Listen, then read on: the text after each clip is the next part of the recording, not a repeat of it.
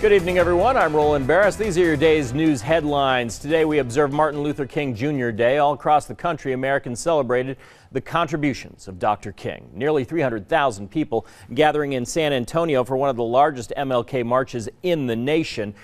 And on a cold and windy day in our nation's capital, President Donald Trump marked the day with an unannounced visit to the Civil Rights Leaders Memorial on the National Mall. He was joined by Vice President Mike Pence. Mr. Trump laid a wreath at the foot of the memorial before returning to his motorcade. Dr. King would have been 90 years old this year. Here in Idaho, meanwhile, one of the major MLK Day celebrations was inside the Idaho State House. Folks gathered inside the rotunda to share stories about Dr. King's legacy and what the day means to them. Governor Brad Little signed a proclamation marking today Martin Luther King Jr. Idaho Human Rights Day. There's not one person in our field of reference that needs to be left out. We have to be inclusive. It's not just the word or the buzzword of the age. It's important to value humankind and to treat us all with dignity and respect. The theme of this year's ceremony, the dream as it stands today. This is the 30th year Idaho has honored the late Dr. King. That adage, there's strength in numbers, held true today for the Idaho Food Bank. In honor of the MLK Day of Service, over 100 volunteers showed up at the food bank to help fill thousands of backpacks for the food bank's annual backpack program. The food bank distributes close to 63,000 backpacks every year to schools throughout the state. That includes a number of nutritious food items like low-fat milk, juices, sunflower seeds, and granola bars.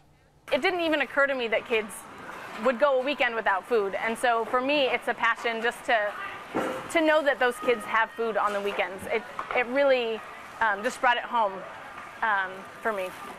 The volunteers came from a number of companies and churches. Similar volunteer events were held at food banks in Lewiston and Pocatello at their distribution centers as well. Now, Chief Meteorologist Scott Dorval with the On Your Side forecast.